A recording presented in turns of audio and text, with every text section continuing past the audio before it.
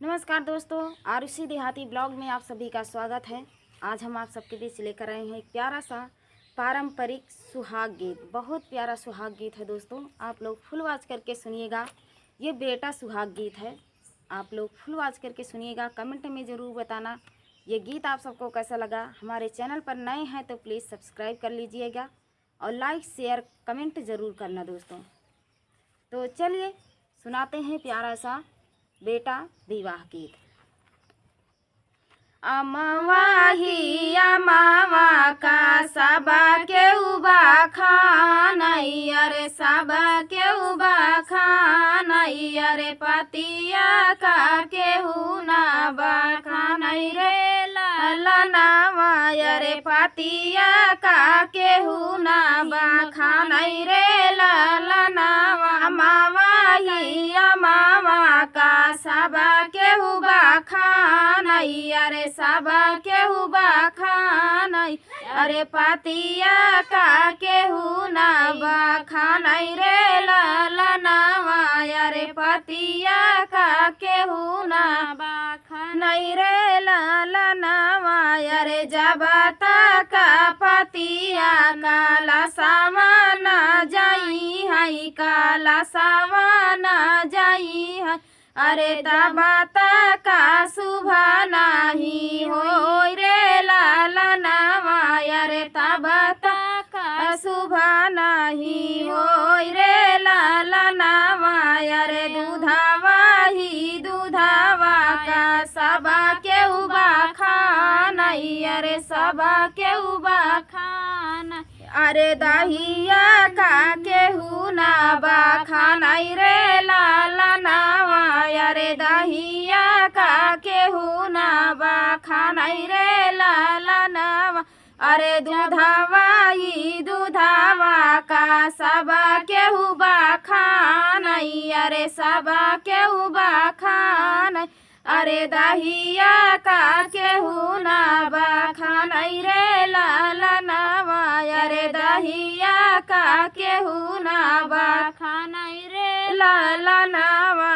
अरे जबता का दहिया माड़ाऊ ना जाई है, माड़ाऊ ना जाई है, अरे तबता का सुबह नाही हो रे ललनावा, अरे तबता का सुबह नाही हो रे ललनावा। अरे गेहूँ आया चौरा कही सबा के उबा खानई, अरे सबा के उबा खानई, अरे जवाना का केहू ना बा खानई रे ललनावा, अरे जवाना का केहू ना बा खानई रे ललनावा। हुमाया चौरा का सबा केहू बा खानई, अरे सबा केहू बा खानई, अरे जवाना का केहू ना बा खानई रे ललनावा, अरे जवाना का केहू ना बा खानई रे ललनावा। अरे जबता का जवाना माड़ाऊ ना जाई है, माड़ाऊ ना जाई है, अरे तबता का सुबह नाही हो रे ललनावा, अरे तबता का सुबह नाही हो रे ललनावा। अरे जबता का जवाना काला सवाना जाई है, काला सवाना जाई है, अरे तबता का सुबह नाही हो रे ललनावा, अरे तबता का सुबह नाही हो रे ललनावा।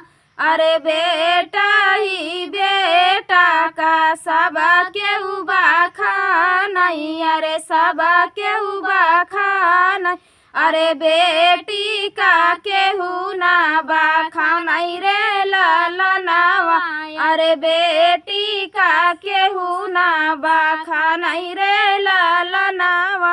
अरे बेटा ही बेटा का सबा केहू बा खानई, अरे सबा केहू बा खानई, अरे बेटी का केहू ना बखानई रे लालनावा अरे बेटी का केहू ना बखानई रे लालनावा अरे जब तक बेटी जा हुई है कन्या दानवा अरे हुई है कन्या दानवा अरे तब तक शुभ नहीं हो रे लालनावा अरे तब तक शुभ नहीं हो रे लालनावा अरे अमावा ही अमावा का सब केहू बखानई सब केहू बखानई अरे पतिया का केहू ना